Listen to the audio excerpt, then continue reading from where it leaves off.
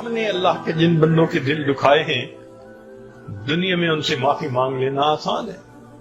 ورنہ کل قیامت کے دن اگر پل سے رات پہ ہمیں کھڑا کر لیا گیا تو ہمارا کیا بنے؟ اسی لیے قرآن مجید میں ہے کہ کچھ لوگ ہوں گے اللہ تعالیٰ کے سامنے سے جب جائیں گے نا،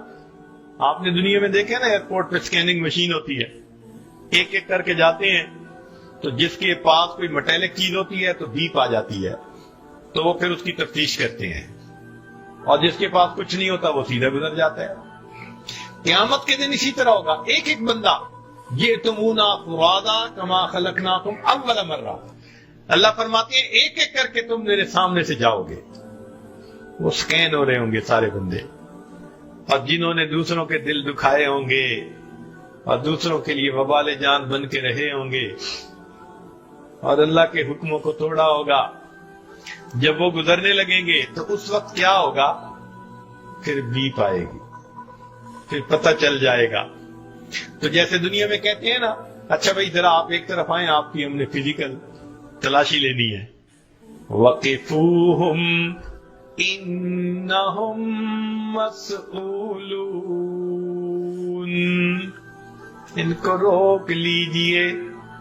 ہم نے ان کا ٹرائل لینا ہے،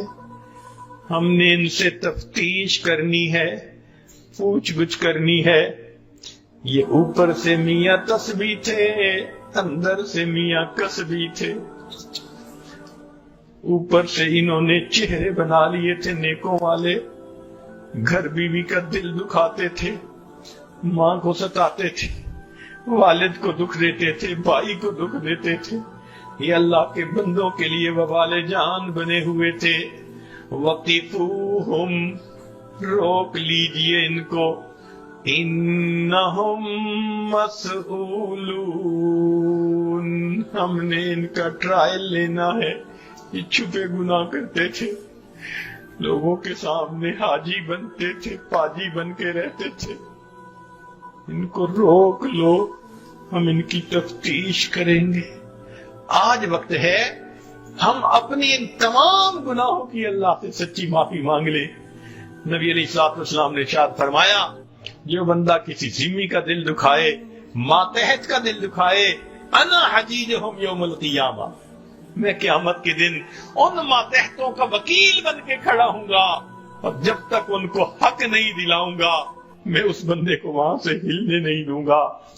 اب اگر قیامت کے دن بیوی کے وکیل اللہ کے حبیب صلی اللہ علیہ وسلم بن کے کھڑے ہو گئے کہ تو جو رلاتا تھا تو کس لیے؟ جن کی شفاعت چاہتے ہیں، جن کی شفاعت کی امید پہ زندگی گزارتے پھر رہے ہیں،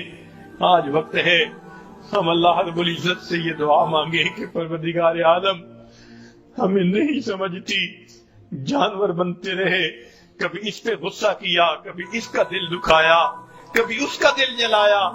مالک آج اس بات کا احساس ہوا کہ آخر قیامت کے دن اس کا ہم نے جواب تو دینا ہی ہے۔ اللہ، ہم ان بندوں سے بھی دنیا میں معافی مانگیں گے، مگر آپ سے بھی معافی مانگتے ہیں، آپ ہمیں اللہ معاف فرما دیجئے، اور آئندہ ہمیں حساس دل عطا کر دیجئے تاکہ ہم کسی کو بھی تکلیف نہ پہنچائیں۔ اللہ تعالی ہمیں صحیح معنوں میں مسلمان بن کر زندگی گزارنے کی توفیق عطا فرمائے۔ وآخر دعوانا ان الحمد للہ رب العالمین۔